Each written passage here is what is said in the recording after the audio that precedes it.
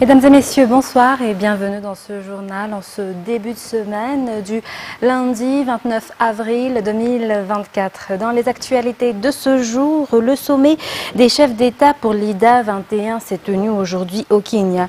Madagascar et l'Afrique unissent leurs voix pour renforcer le fonds interne de l'IDA 21 dans le but de redresser l'Afrique, surtout face aux catastrophes naturelles dues au changement climatique et à la malnutrition. Reportage de Judikel Ringenirine et Riras Loufarman.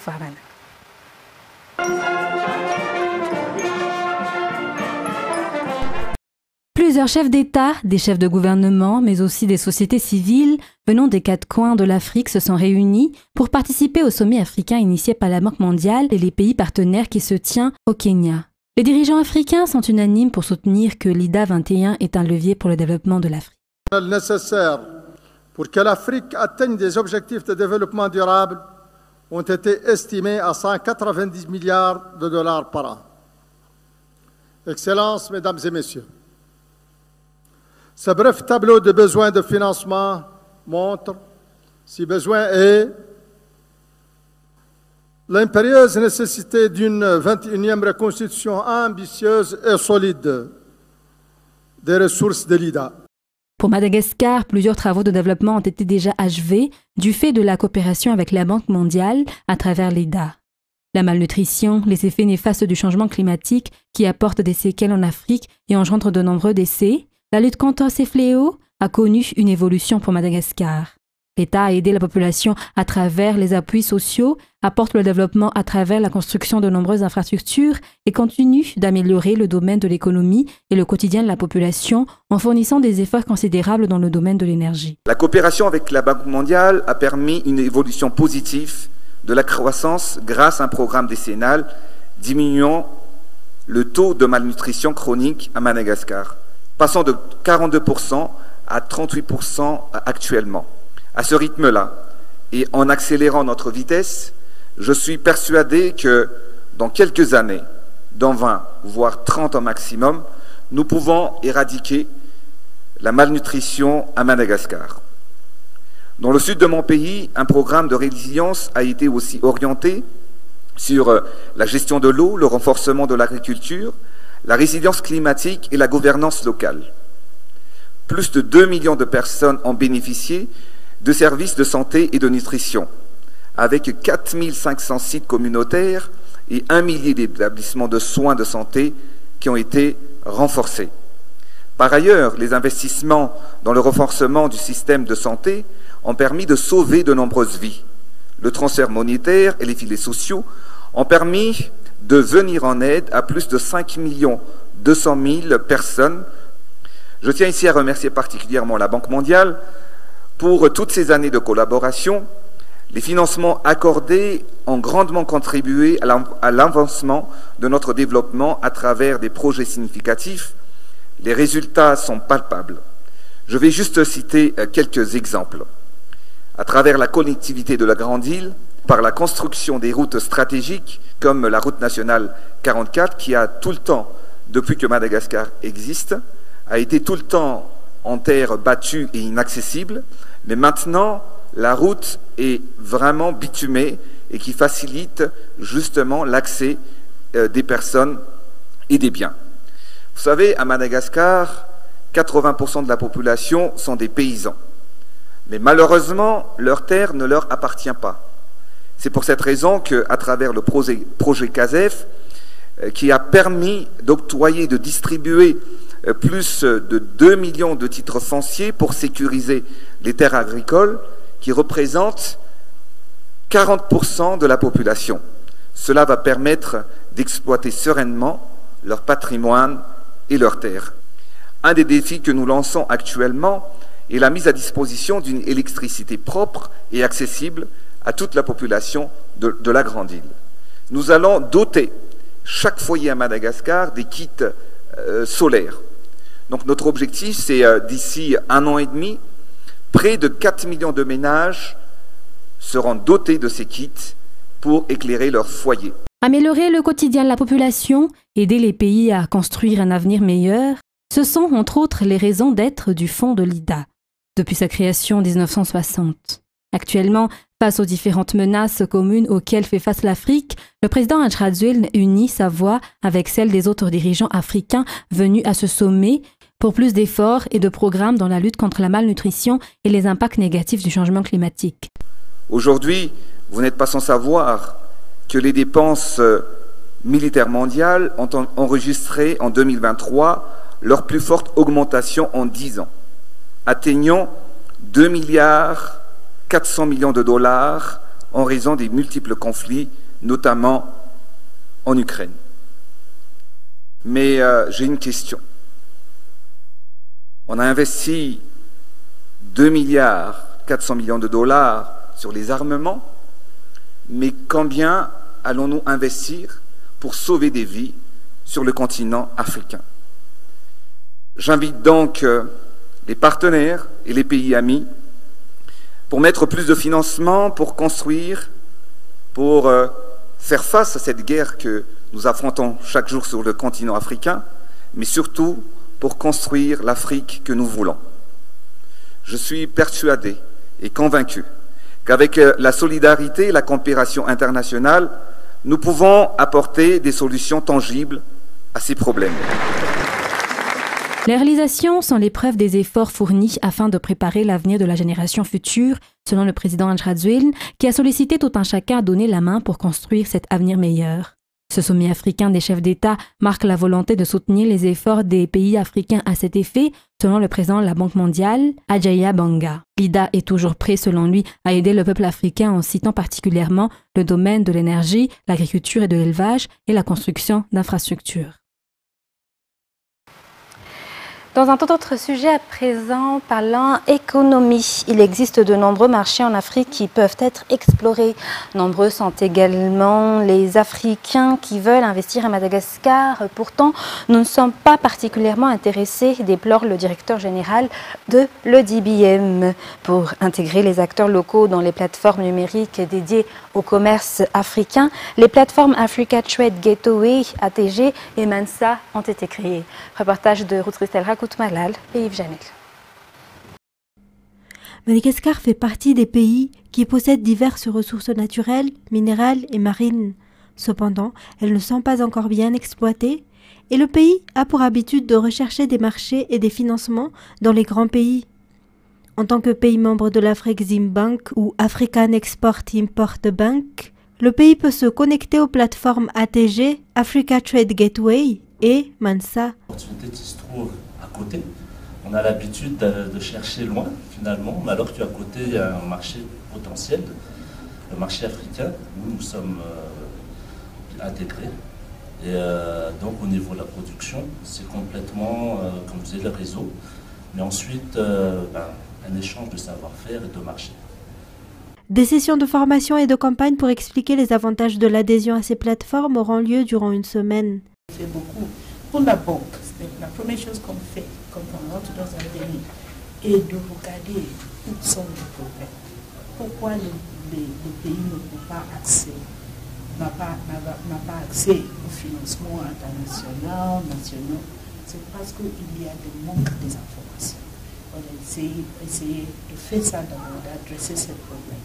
C'est à cause de ça que vous avez la plateforme Mansa. Parce que quand on a votre propre profil, on peut maintenant, voyant le secteur, là où vous jouez un rôle, on commence à vous en parler pour voir comment on peut vous aider. La première séance de sensibilisation s'est tenue ce jour à l'EDBM. Et dans la page politique, afin d'atteindre ces objectifs, notamment la participation de tous les acteurs pour les élections législatives, les membres de la CENI dispensent des formations afin de renforcer les capacités des membres du SRMV et des membres des bureaux de vote au niveau des districts. Il s'agit de formations qui dureront 2 jours pour des formateurs qui par la suite formeront les responsables des SRMV et les membres des bureaux de vote dans toutes les régions de Madagascar selon les informations. Par ailleurs, le président de la CENI a souligné que cette structure électorale vise une élection bien préparée, garant de l'ordre et la stabilité dans le pays. Et dans la page diverse de ce soir, la police d'Ius a saisi le 27 avril dernier 13 sacs de cannabis en provenance de Touliar. Les 3 hommes qui accompagnaient cette cargaison sont actuellement en pleine audition et ils pourraient être inculpés pour possession et trafic de stupéfiants. Fenahout Warsoul nous en dit plus. La police de la Direction régionale de la sécurité publique du Rumbé a arrêté le 27 avril 2024, vers 7 h du matin, une voiture Sprinter. Les 3 hommes à bord, à savoir le propriétaire des marchandises, le chauffeur et son aide, appartiendraient à un réseau de trafiquants de stupéfiants car on a découvert dans le véhicule 13 sacs de cannabis. C'est un contrôle de routine qui a permis l'arrestation de ces trafiquants selon les explications de la police nationale. Ils ont dissimulé les stupéfiants sous une cargaison de potirons, selon toujours les informations. Les 3 hommes font actuellement l'objet d'une enquête approfondie au sein du commissariat d'Ius en attendant leur déferment. Par ailleurs, l'opération d'assainissement menée par la police nationale dans le sud se poursuit, d'après toujours les informations venant de la police nationale. Il est à rappeler, selon le code pénal 97-039 sur les stupéfiants et substances psychotropes, article 95, les trafiquants de drogue risquent une détention criminelle. Et page météo à présent, l'amas nuageux dans la partie nord-ouest d'Antsran n'aura aucun impact direct sur le temps qu'il fera à Madagascar selon les informations émanant du service de la météorologie ce matin. Cet amas nuageux se situant dans la partie nord du canal de Mozambique s'est déplacé vers le sud en 24 heures. Vers midi, son centre était à environ 750 km au nord-ouest d'Antsran. Il apporte des vents de 30 à 40 km par heure. Les rafales peuvent atteindre 50 km par heure jusqu'aux 60 km par heure, accompagnées de pluies orageuses. Il y a peu de chances qu'il se transforme en cyclone dans les 3 prochains jours, selon toujours les explications du service de la météorologie. Et les travaux de réhabilitation du canal C3 d'Antananarivo avancent. 9 lots des bords des canaux à partir d'Anousbé jusqu'au Sénam sont réhabilités et renforcés actuellement. Des travaux qui doivent commencer obligatoirement avant le curage du canal, selon les explications. Ces travaux sont primordiaux pour réduire, voire éradiquer les menaces d'inondation dans la plaine d'Antananarivo durant les périodes de pluie. Reportage de Aniane Martina, Sylvain et Secha Angenap. Cette partie du canal C3 qui passe un Tomadink 3G en gare est bouchée par les ordures et la vase, alors que ce canal assure en grande partie l'évacuation des eaux usées à Antananarivo. Afin de garantir le bon fonctionnement de ce canal, de réduire la menace d'inondation durant la période des pluies, les travaux de réhabilitation du canal sont nécessaires. Cela a commencé par l'habilitation des bordures. À un Tomadink, 90% de la réhabilitation des bordures sont achevées selon les explications. Une partie du canal C3, long de 6 km, sera réhabilitée à travers le programme Produire effectué par le ministère de la décentralisation et de l'aménagement du territoire, financé par la Banque mondiale. Outre les avantages directs pour la population d'Antananarivo, les travaux créent de l'emploi pour les riverains du projet, selon les explications. Après les travaux de réhabilitation des bordures, les techniciens entameront les grands travaux, selon les explications, notamment l'enlèvement de la vase et des ordures qui bouchent le canal, qui actuellement atteignent 115 000 mètres cubes. Et dans la page sportive de ce soir, la Fédération internationale de pétanque a levé les sanctions de Madagascar. Si Madagascar ne pouvait pas participer aux compétitions internationales depuis plus d'1 an, les joueurs malagasy peuvent de nouveau le faire à partir de maintenant. Néanmoins, des contrôles devront encore être menés par la Fédération internationale selon le FSBM. De ce fait, les mesures exigées par la FIP-PJP devront être suivies à la lettre. Anzara Zonarvel. La Fédération Sport Boule de Madagascar, ou FSBM, a reçu une lettre émanant de la Fédération internationale le 25 avril dernier, annonçant la levée des sanctions de Madagascar. La FSBM a annoncé officiellement cette information en fin de semaine. Néanmoins, des mesures exigées par la Fédération internationale doivent être suivies selon la FSBM. La levée des sanctions pour Madagascar signifie que les boulistes malagasy peuvent enfin participer aux compétitions internationales, dont la plus proche est le championnat africain de pétanque qui se déroulera au Maroc au mois de juin prochain. Il y aura également le championnat mondial au mois de décembre, selon les explications. Dans les actualités internationales de ce soir, plusieurs tornades ont balayé une partie des grandes plaines du centre des États-Unis vendredi et samedi dernier, rapportent les services météorologiques américains.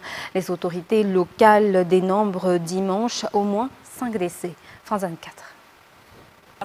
Une tornade puissante assombrit le ciel de cette petite commune de l'Iowa. En quelques secondes, elle fait voler en éclats le toit de ce hangar. Et la tôle devient alors un amas de plumes, prise au piège dans le vent tourbillonnant. Un chasseur de tornades filme. À ses côtés, son ami est terrifié. S'il te plaît, Jordan, on y va, maintenant. Jordan! Le centre des États-Unis a affronté toute une série de tornades, comme des murs qui se dressent au beau milieu des routes. Happé par le vent, ce poids lourd est projeté sur la voie d'en face et finit sa course dans le fossé. Immédiatement, des automobilistes viennent porter secours au conducteur. Scène similaire sur cette autre route du pays. Un camion couché sur la chaussée. L'homme qui filme descend sans hésiter pour venir en aide au chauffeur. Par chance, il semble indemne. 2 États sont particulièrement touchés par ces tornades, le Nebraska et l'Iowa. Et dans leur sillage, les monstres tourbillonnants ont laissé d'importants dégâts. Voici Elkhorn, une commune de 6000 habitants. Des quartiers entiers sont ravagés. Ici, tous racontent le choc au moment du passage des vents violents. J'allais récupérer mes enfants et d'un coup les sirènes se sont déclenchées. On est rentré à la maison aussi vite que possible. J'ai emmené mes bébés au sous-sol. Là, on a entendu que tout volait autour de nous. C'était effrayant, effrayant. Partout, des maisons éventrées qui dévoilent l'intimité de ses habitants. Là, c'est la chambre de mon fils. Je lui avais dit d'aller dormir chez sa mère et je suis bien content qu'il l'ait fait. Un bilan provisoire fait état d'au moins 6 blessés seulement. Et après l'adoption d'une nouvelle constitution ayant fait basculer le Togo d'un régime présidentiel à un régime parlementaire, les Togolais sont appelés aux urnes lundi pour élire les membres de l'Assemblée nationale, mais aussi les conseillers régionaux. Le président Faure Gnassingbe, en place depuis 2005, espère voir son parti, l'UNIR, remporter les élections afin de se maintenir au pouvoir comme président du Conseil des ministres. France 24. Une fois que le président de la République du Togo promulguera la nouvelle constitution qui instaure un régime parlementaire, ces élections législatives auront valeur d'une présidentielle. À l'issue du scrutin, c'est le chef du parti majoritaire à l'Assemblée nationale qui détiendra le pouvoir exécutif. Cette fois-ci, une frange de l'opposition prend part à la compétition, mais le parti présidentiel et ses alliés mettent tout en œuvre pour conserver leur majorité absolue à l'Assemblée. Dans notre milieu, on vous appelle la citadelle imprenable. Avec le président fort au pouvoir, donc avec le grand parti uni au pouvoir, le Togo est stable. Nous vivons dans un pays de paix et de cohésion sociale. Et ça, c'est très important, c'est la base. C'est la base parce que la paix est une grande richesse qu'on n'achète pas sur les marchés. Les députés, dont le mandat s'est achevé début janvier, ont voté ce changement de constitution en pleine période électorale. Les 9 partis d'opposition qui participent à ces élections tentent de les transformer en un référendum contre la nouvelle loi.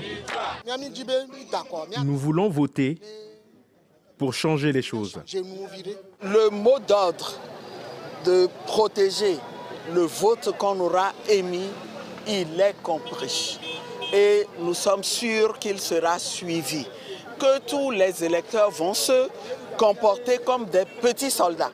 7 autres partis d'opposition sont absents de ces élections parce qu'ils dénoncent, comme ceux qui participent, le manque de fiabilité des scrutins. Les élections au Togo, c'est un artifice que le régime brandit pour que la communauté internationale pense que le pays est en démocratie. En réalité, le régime se maintient au pouvoir par la fraude électorale, par la manipulation de la Constitution et aussi par une répression contre toutes les contestations. La CEDEAO L'Union africaine et l'OIF envoient des observateurs. Mais la plus grande organisation nationale d'observation, le Conseil Justice et Paix de l'Église catholique, n'a pas été autorisée à se déployer. L'opposition et la société civile ont saisi la CEDEAO pour réclamer le retrait de la nouvelle constitution. Et des milliers de migrants vivant dans des campements de fortune dans les oliviers de Sfax à l'est de la Tunisie font l'objet d'opérations d'évacuation forcée menées par les autorités. Ces mesures qui suscitent de vives critiques interviennent dans un contexte de tensions croissantes liées à la migration irrégulière en Tunisie. France 24. Cela fait plusieurs mois que ces campements de fortune ont été installés par des migrants subsahariens dans les oliveraies tunisiennes. Comme vous pouvez le voir derrière moi, plusieurs centaines de migrants vivent ici depuis des mois. Ils ne peuvent pas se loger dans les centres-villes avoisinants car les Tunisiens n'ont pas d'autorisation pour louer à des personnes en situation irrégulière. Donc ils ont été victimes pour la plupart d'entre eux de chasse à l'homme et d'évacuation de ces campements de fortune. Nous avons pu récolter les témoignages. Cela a commencé lundi. Nous avons été surpris le matin à 6 h.